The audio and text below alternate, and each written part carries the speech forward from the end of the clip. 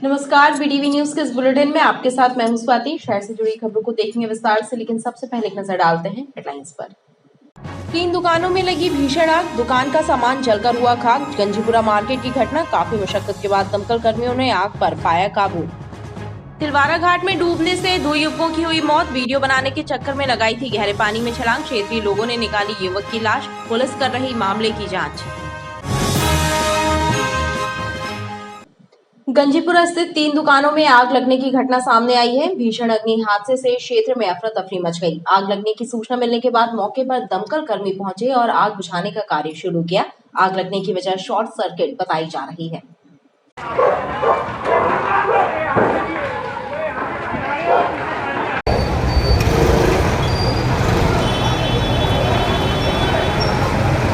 Ganjipura main market में स्थित chief bag house, ladies corner, smart fashion दुकानों में आग लगने की घटना सामने आई है। अग्नि हादसे से क्षेत्र में अफरा तफरी मच गई। चीफ बैग हाउस में सबसे पहले आग लगी और देखते ही देखते विकराल हुई। आग की लपटों ने लेडी कॉर्नर और स्मार्ट फैशन कपड़े की दुकान को भी अपनी चपेट में ले लिया। सूचना मिलने के बाद दमकल के 4 वाहन मौके पर पहुंचे और फायरमैनों ने आग बुझाने का काम शुरू किया।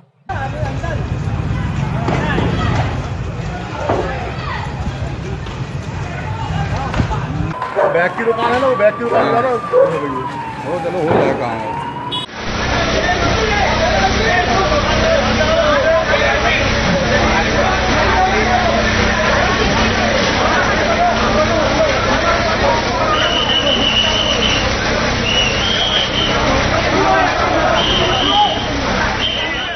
स्थानीय रहवासियों ने बताया कि यदि समय रहते आग पर काबू नहीं पाया जाता तो दुकानों के आसपास एवं पीछे बने मकान भी आग की चपेट में आ जाते। आग लगने के दौरान दुकान के पीछे मकान में रखे 2 गैस सिलेंडर भी काले पड़ गए। हालांकि तत्काल ही उन्हें वहां से हटा लिया गया, नहीं तो विस्फोट की स्थिति बन सकती थी। शॉर्ट सर्किट की वजह से आग लगने की संभावना जताई जा रही है।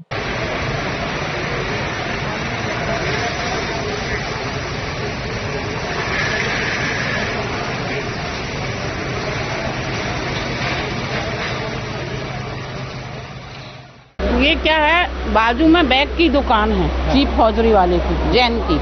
उसके बाजू में कपड़े की है और उसके बाद हमारा ये है गोदाम भी है और पूजा करते हैं रोज। ये पूरा घर है ना हम लोग का।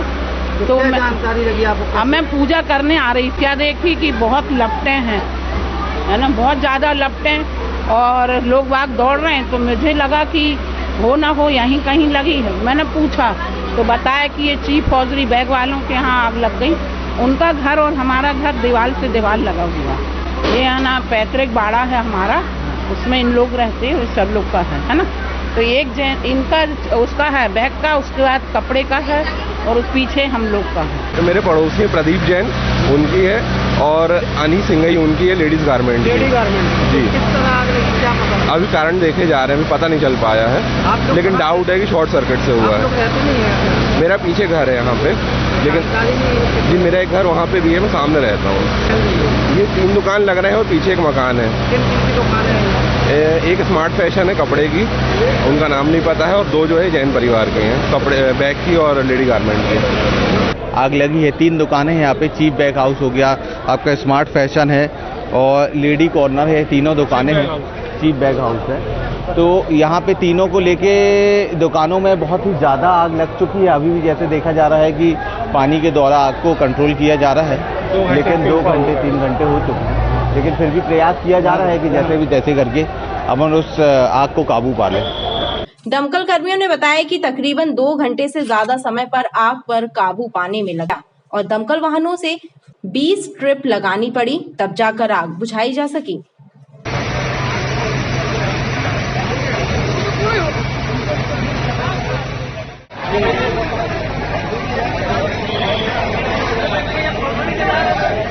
मौके पर 4 फायर वाहन तत्काल रवाना किए। वहां जाकर मैंने खुद देखा, 3 मंजिला दुकान थी, उसके बाजू वाली दुकान में भी आग लग चुकी थी। लगभग 2 घंटे की मशक्कत के बाद हमने फायर पे कंट्रोल पाया। भैया ये देखा गया कि यहाँ 2 गैस सिलेंडर भी पाए गए हैं। गैस सिलेंडर पीछे स्थित मकान पर थे, वहाँ उनको निकाल दिया गया। लगभग हमारी 20 ट्रक पानी डाल चुके हैं। इस दौरान पुलिस अधिकारी भी मौके पर पहुंचे और उन्होंने इस घटना की जांच के बाद कार्यवाही करने की बात की।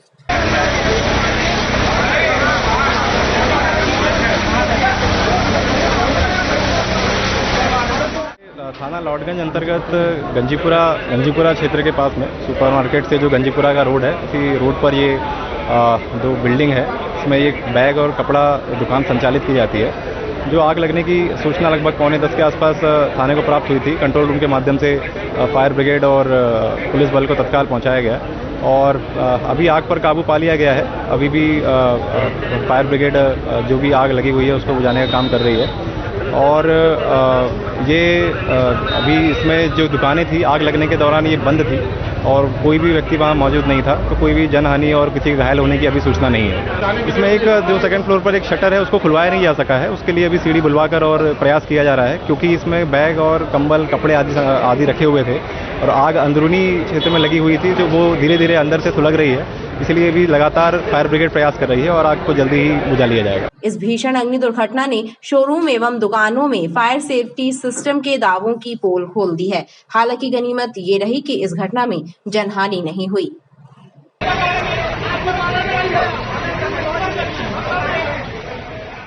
बैसाख मास की मोहिनी एकादशी पर नर्मदा स्नान के लिए ग्वारीघाट में भक्तों की भीड़ रही। श्रद्धालुओं ने एकादशी पूजन एवं कथा कर दान पुण्य किया। मोहिनी एकादशी पर नर्मदा तट गौरीघाट में स्नान एवं पूजन करने बड़ी संख्या में भक्त पहुंचे। बैसाख मास में मोहिनी एकादशी पर पवित्र नदियों में स्नान एवं पूजन कर कथा सुनने का विशेष महत्व है। ऐसी मान्यता है कि इस दिन पूजन एवं दान करने से पुण्य फल की प्राप्ति होती है।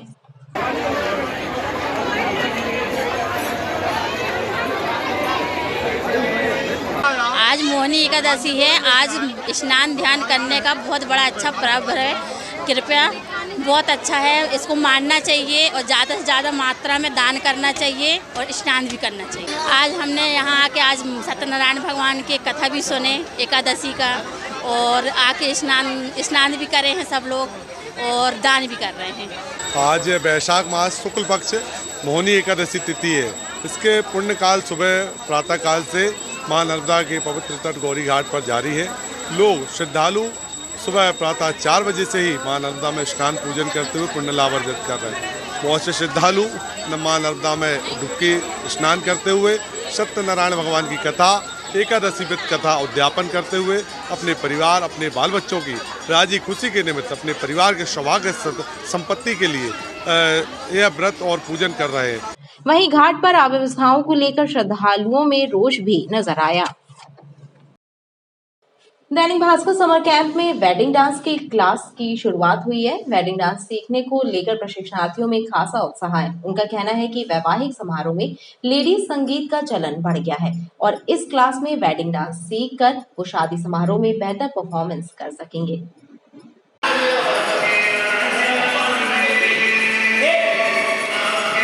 भास्कर समर कैंप में वेडिंग डांस क्लास शुरू हुई, जिसके पहले दिन लेडी संगीत और बॉलीवुड मिक्स डांस के स्टेप्स काउंटिंग के साथ सिखाए गए ताकि प्रतिभागी स्टेप्स याद रख सकें। वहीं प्रशिक्षणार्थी भी वेडिंग डांस सीखने को लेकर बेहद उत्साहित नजर आए।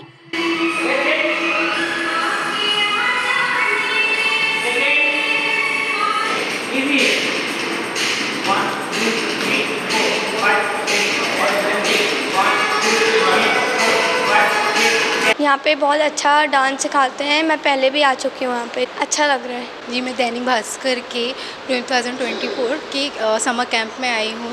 इसमें मैं वेडिंग और बॉलीवुड डांस में मैंने पार्टिसिपेट किया है और ये बहुत अच्छे से सिखा रहे हैं। ये आज से ही शुरू हुआ है ये वाला वेडिंग और बॉलीवुड डांस के लिए। तो आप लोगों से निवेदन है कि आप लोग भी आए और इस अवसर का बहुत अच्छे तरीके से यूज़ करें और सीखें, क्योंकि बहुत अच्छे से यहाँ सिखाया जा रहा है। आज की क्लासेस सेकेंड शिफ्ट में शुरू हुई हैं। पहला अपन का जो भास्कर का जो चला था वो वेस्टर्न डांस पे चला था, पर अब एक नए सेशन के हिसाब से डिमांड के हिसाब से हम लोगों ने कुछ लेडीज संगीत प्लस बॉलीवुड डांस से एक मिक्स सिखाने की कोशिश कर रहे हैं, क्योंकि बेसिक तरीके से काउंटिंग पे भी शुरू किया हुआ है और उनको ये बताने का है कि भाई हम जो स्टेप्स बता रहे हैं आपको काउंटिंग के हिसाब से भी, तो वो आप किसी भी सॉन्ग पे सेट कर सकते हैं और बहुत अच्छे से कर भी रहे हैं लोग। आज फर्स्ट डे है पर फर्स्ट डे के हिसाब से बहुत एनर्जिक और बहुत अच्छा किया और बहुत अच्छा लगा। ये क्लासेज हैं 1 हफ्ते की क्लासेज हैं, बट यहाँ से डिमांड तो आ रही, थोड़ा सा और खींचे, हम देखेंगे जैसा भी होगा। वेडिंग डांस की क्लास लगभग 1 सप्ताह तक चलेगी।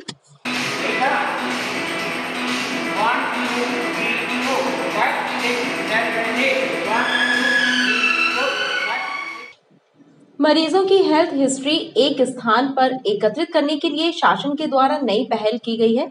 दरअसल इस व्यवस्था के तहत आयुष्मान भारत हेल्थ अकाउंट बनाए जा रहे हैं, जिसमें सभी व्यक्तियों के स्वास्थ्य संबंधी जानकारियों का संग्रह होगा।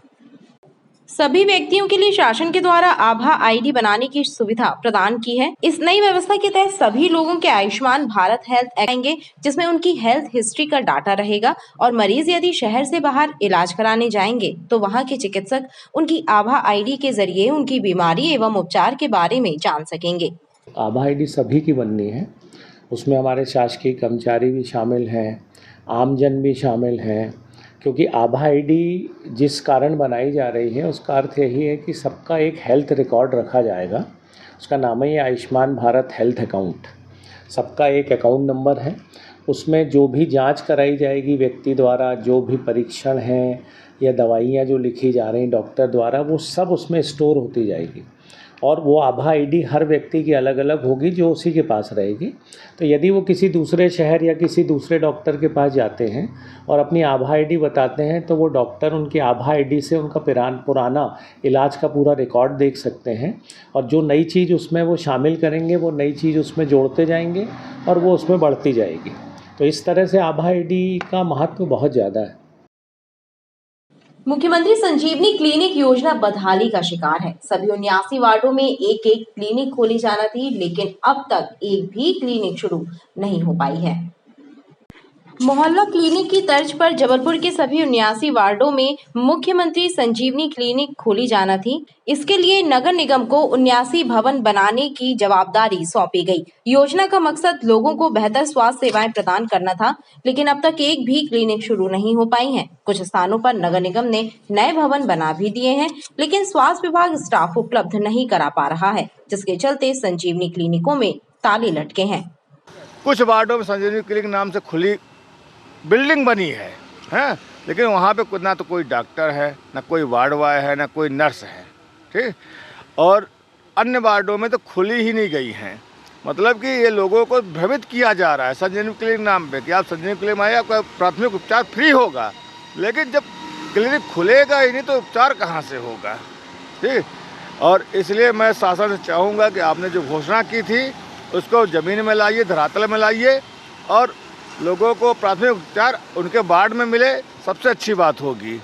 मध्य प्रदेश सरकार की इस महत्वाकांक्षी योजना की बदहाली चर्चा का विषय बनी हुई है। देखना बाकी है कि दिल्ली की तर्ज पर जबलपुर में ये मोहल्ला क्लिनिक कब तक शुरू हो पाती है। गौरीघाट में पार्किंग व्यवस्था न होने से आए दिन ट्रैफिक जाम के हालात बन रहे हैं, जिसकी वजह से श्रद्धालुओं को काफी परेशानी उठानी पड़ रही है। पवित्र क्षेत्र गौरीघाट में बेतरतीबी से खड़े वाहनों की वजह से नर्मदा दर्शन के लिए आए भक्तों को काफी कठिनाइयों का सामना करना पड़ा। पार्किंग व्यवस्थित न होने की वजह से आए दिन ट्रैफिक जाम की स्थिति बन रही है। खासकर शनिवार, मंगलवार और रविवार को भक्तों की भीड़ अधिक होने से यातायात बाधित होता है। यहाँ पर बहुत अधिक जाम है, गाड़ी निकालने का तक समय नहीं मिल पाता है। वाले लगे हुए हैं बट तब जानकारी नहीं हो पाता है। प्रशासन को थोड़ा सा सख्त होना होगा। शनिवार, इतवार, मंगलवार 3 दिन मां नर्मदा के आरती में बहुत काफ़ी ज़्यादा भीड़ होती है। पुलिस अपनी व्यवस्था सुचारू रूप से चालू रखी है। व्यवस्था में कोई व्यवधान नहीं हो रहा है। जनता आती है दर्शन करने माई के दरबार में, व्यवस्था है अच्छी तरह से चल रही है। गौरीघाट में पार्किंग व्यवस्था को दुरुस्त करने की मांग लगातार की जा रही है, ताकि नर्मदा भक्तों को स्नान एवं पूजन में परेशानी न हो, वो आसानी से घाट तक पहुंच सकें। शहर की ऐतिहासिक धरोहरों में शुमार हनुमान ताल तालाब दुर्दशा का शिकार है। तालाब के आसपास और पानी में विसर्जन सामग्री एवं कचरा पड़ा है, जिससे पानी दूषित होने का खतरा बना हुआ है।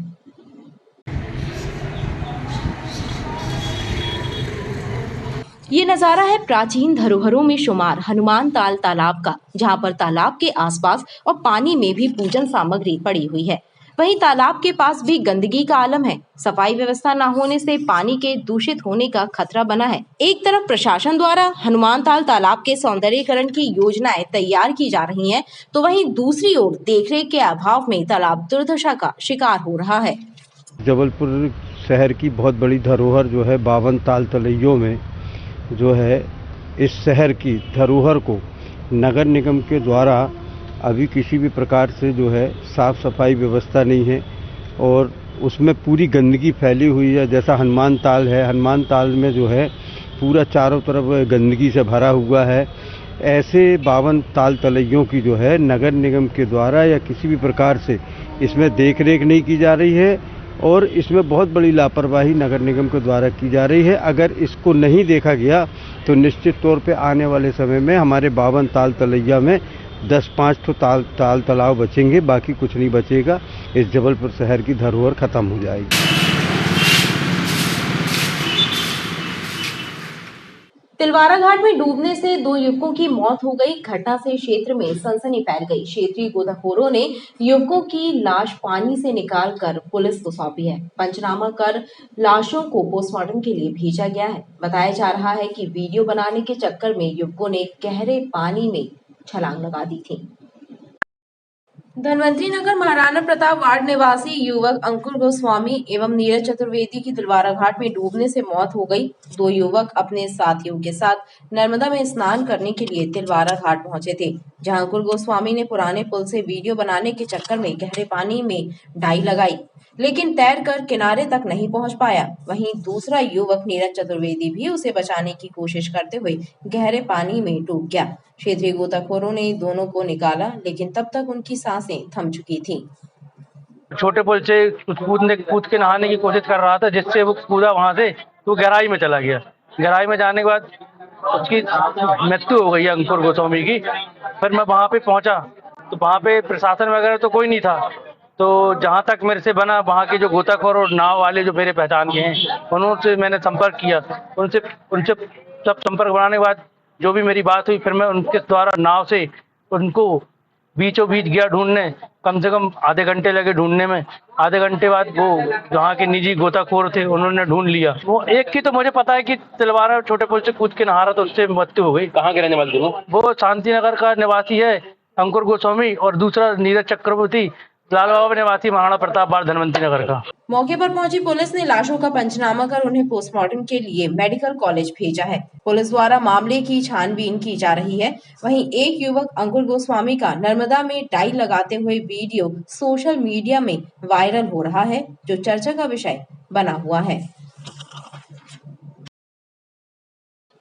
खबरें लगातार जारी हैं, आप देखते रहिए BD न्यूज़।